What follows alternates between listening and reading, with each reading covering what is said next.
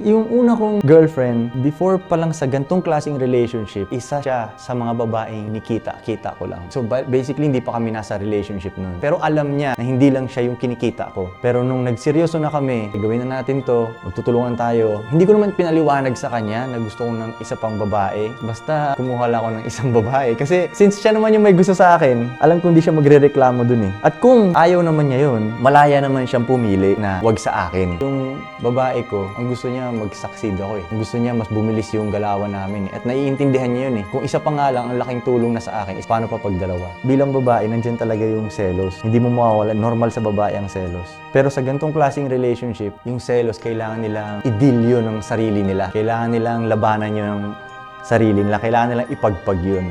Or else masisira yung relationship. Basically, hindi ka naman talaga mangliligaw sa gantong style eh. Gawin mo lang kapili-pili yung sarili mo para mapili ka. Kasi bandang huli rin naman, ang mga babae, sila ang pumipili kung sino ang partner nila. Parang maghihintay ka lang, ang trabaho mo lang is mag-show up. Pero yun nga lang, mahihirapan kang mapili din kasi maraming mga ibang lalaki na mas kapili-pili kaysa sa'yo. Kaya ikaw, gagawin mo rin yung best mo para mapili ka. Pag may nakita akong babae na gusto ko, kakausapin ko talaga yun. Kahit nasa loob pa ng MRT, pag may nakita akong sa tingin kong type ko doon, kahit maraming tao nakakarinig, kakausapin ko yan. Pero nung na-realize ko na ma-effort pala masyado yun, bakit pa ako aabante kung pwede ka namang tumayo lang kasi sila naman yung lalapit sa'yo. Hindi naman technically na lalapit sila sa'yo na parang lalaki na mag-high sila yung didiscarding gano'n. Hindi naman. Makukutuban mo naman yun na may gusto na sa'yo yung babae. Hindi talaga siya lalapit sa'yo, pero mararamdaman mo agad yung kahit di mo pa nga tignan yung babae, mararamdaman mo na, may gusto sa akin to. Pag naramdaman ko na yun, pwedeng 50% ang chance na magiging babae ko to. Yung hindi mo na kailangan magpasikat, hindi mo na kailangan magpatawanin siya. Alam mo masaya na siya na nandiyan ka lang, nakita ka lang niya. Pag may gusto sa'yo yung babae, papadaliin niya para sa'yo yung conversation, para maging kayo. Yan lahat papadaliin niya, hindi ka niya pahihirapan pag may gusto sa'yo yung babae. Pero pag walang gusto sa'yo yung babae, yan,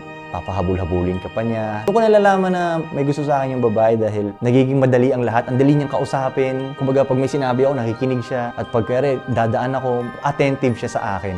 At kahit anong i-request ko, kaya sabihin ko sa kanya na, magkita tayo sa Friday, alas 5. Wala siyang excuse na sasabihin, hindi niya tatanungin, bakit? Pupunta talaga siya doon. Doon ko malalaman na may gusto yung babae sa akin. Kasi meron namang iba na kasal sila sa papel, pero hindi sila nagtuturingan ng mag-asawa eh. Actually, maraming yung ganun eh. Magkaaway nga sila talaga eh. Hindi na nga sila nag-uusap sa bahay nila, hindi na sila nagtatabi. Galit sila sa isa't isa, kumbaga nag-i-stay na lang sila para dahil may pamilya sila. Oo nga, mag-asawa kayo sa papel, pero hindi talaga kayo gumagalaw ng mag-asawa. Hindi kami kasal sa papel, pero kasal kami sa mga hearts namin.